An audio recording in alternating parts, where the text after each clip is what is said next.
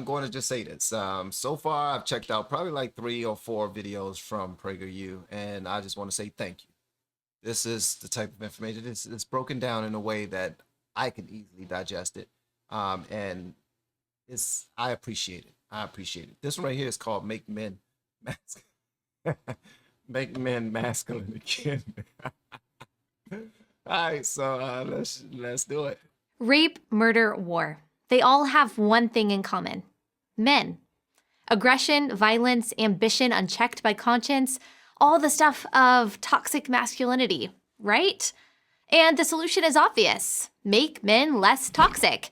Make men less masculine. Make men more like women.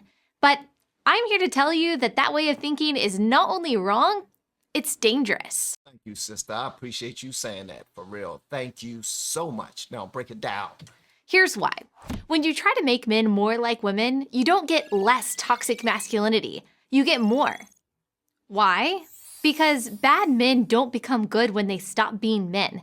They become good when they stop being bad. Yeah. Aggression, violence, and unbridled ambition can't be eliminated from the male psyche. They can only be harnessed. And when they are harnessed, they are tools for good, not for harm. The same masculine traits that bring destruction also defeat tyranny. The traits that foster greed also build economies. She preaching. She is. I like her. Oh, what's her name? I like her. She is. That's what I'm talking about. Preach, lady. The traits that drive men to take foolish risks also drive men to take heroic risks. Yep. The answer to toxic masculinity isn't less masculinity. It's better masculinity. And we know what that looks like. It's a young man opening the door for a girl on their first date. It's a father working long hours to provide for his family. It's a soldier risking his life to defend his country. The growing problem in today's society isn't that men are too masculine. It's that they're not masculine enough. When men embrace their masculinity in a way that is healthy and productive, they are leaders, warriors, and heroes. When they deny their masculinity, they run away from responsibilities, leaving destruction and despair in their wake. This lady is preaching. And what she's saying so far is absolutely for me.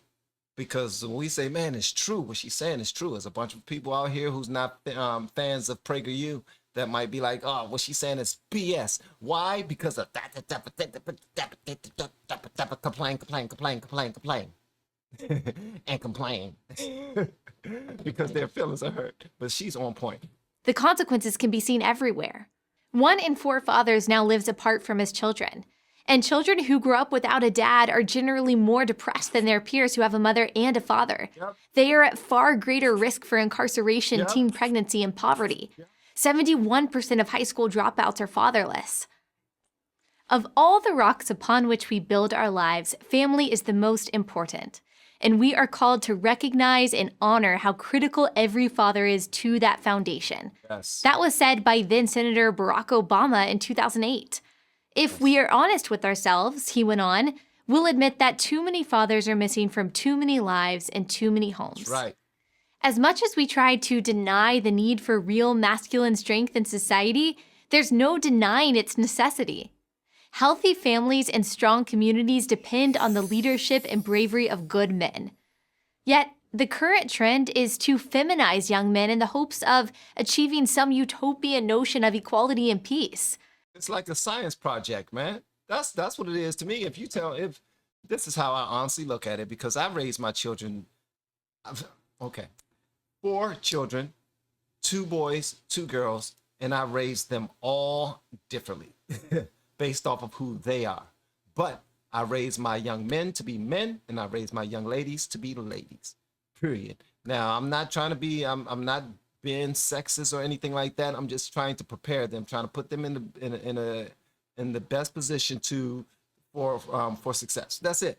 For success, for them to make the world a better place, for them to be able to market their own talents and gifts and go as far as they possibly could ever imagine.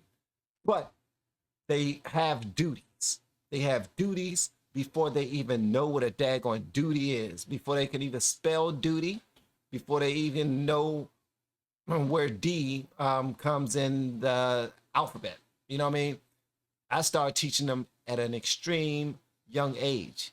Now, what they just now said, a father in the home is extremely important. I took that very seriously. When I grew up, I didn't have a father in the home. I didn't have a mother in the home. I had my guardian who was who raised me and my brothers, and she adopted us since age 3, and she had it rough. She had it rough.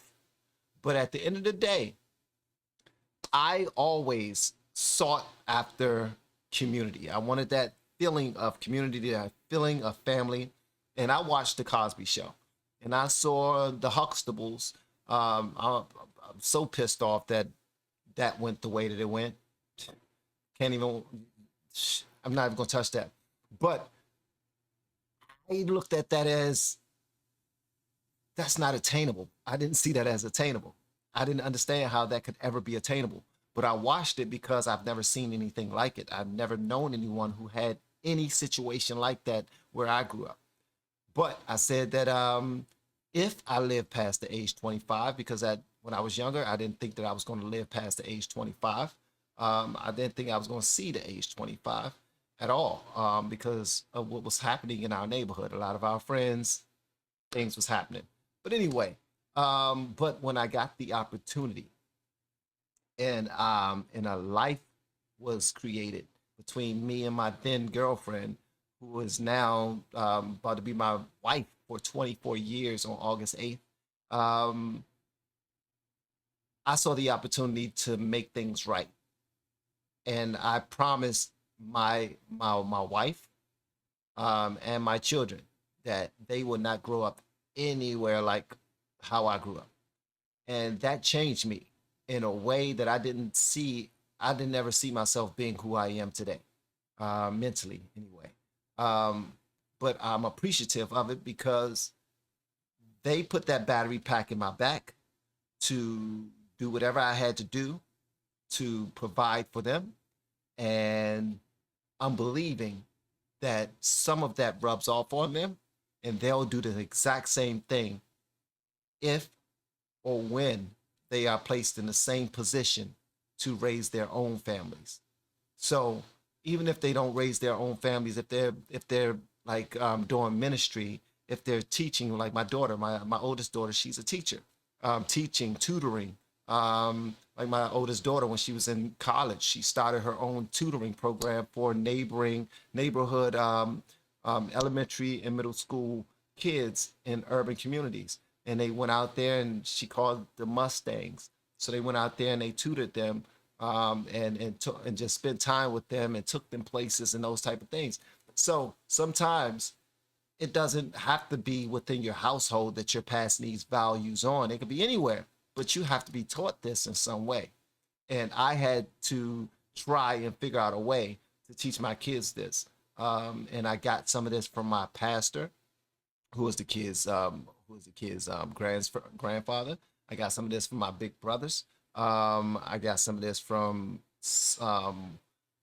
many people, some of my teachers that I didn't pay much attention to on purpose because I didn't really like school. I was always going against the grain, rebellious as hell. But I learned things along the way. You know, your subconscious catch things that your conscious is always fighting. Anyway, I apologize for talking so much, but I did want to touch on that because I thought that was important, man, for real. And it starts at the earliest ages. In the school classroom, boys are invariably the problem. On the playground, aggressive games like dodgeball have long been banished. Oh, yeah. We tell young men that their intrinsic... What you mean been banished? They're not playing dodgeball no more? What in the world is going on with this? Come on, man. They're not playing dodgeball no more? Games like dodgeball have long been banished. Come on. We tell young men that their intrinsic desire to compete is wrong. Everybody gets a trophy. Don't run up the score. This anti-male tilt continues on through higher education and into the workplace. It has created millions of tentative men, unhappy women, and confused boys and girls. Yeah. Here's a secret that every woman knows. Women want real men. Men they can count on and, yes, look up to. No amount of feminist theory will change that. I don't know any woman at any age who is attracted to a passive man who looks to her to be his provider, protector, and leader. That makes a lot of sense. Every woman I know wants a strong, responsible man.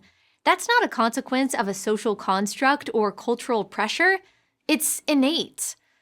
The devaluation of masculinity won't end well because feminine, passive men don't stop evil. Passive men don't defend, protect, or provide. Passive men don't lead. Passive men don't do the things we have always needed men to do for society to thrive. Right. In his book, The Abolition of Man, English social philosopher C.S. Lewis writes about this problem. He describes the tension between cerebral man and visceral man. By his intellect, Lewis explains, man is mere spirit, and by his appetite, mere animal. We need both. Take away one, and you're left with a man who's either weak or wicked. Wow. With no spirit, you're wicked. Okay. Oh, whoa. Hold on. This is good. Okay. Spirit, animal. You take away the animal, they're weak. You take away the spirit, they're wicked. Oh my gracious. Both. Take away one, and you're left with a man who's either weak or wicked. And in a world of wickedness, weak men are nothing more than enablers of wicked men. Rape, murder, war. They all have two things in common. Bad men who do the raping, murdering, and warring, and weak men who won't stop them. We need good men who will.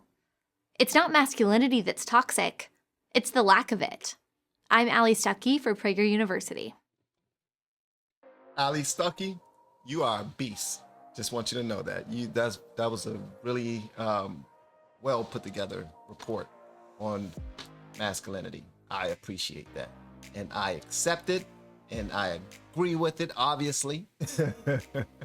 And I do know that there's men out there. Every man is not going to be, all strong and gung-ho to go save somebody. There's passive men out, naturally passive young men, young boys out there. That's naturally passive, there's natural young men out there who don't want to get into fights or arguments. I get that, 1,000%. Nobody's trying to turn everybody into a warrior, but you do want them to be brave enough to, or resourceful enough to help someone out. Like, you ain't gotta jump into the fire to help someone, but you can be resourceful enough and quick thinking and not so afraid and timid that you run away, but you get into it some type of way. My kids was laughing at me because one time when we first moved into this house, we've been here since 2007. One time when we first moved here, we was here for probably like 4 or 5 years, and I heard someone screaming out back, and it was a house that was like right across a couple of fences from our back house, and I noticed that it was some smoke coming out of their house, and my kids was calling me, and I was in the shower because I have a window in the back of my house. And I ran outside with my robe on, and I threw my underwear on, and a fire extinguisher, and jumping over the fences and running in there trying to pull stuff out. By the time I got over there, the people was outside the house, and they was just yelling and saying that they called the police. I mean, they called the fire department already, and they did this, that, and the other. And at that point, I realized that I'm not afraid to help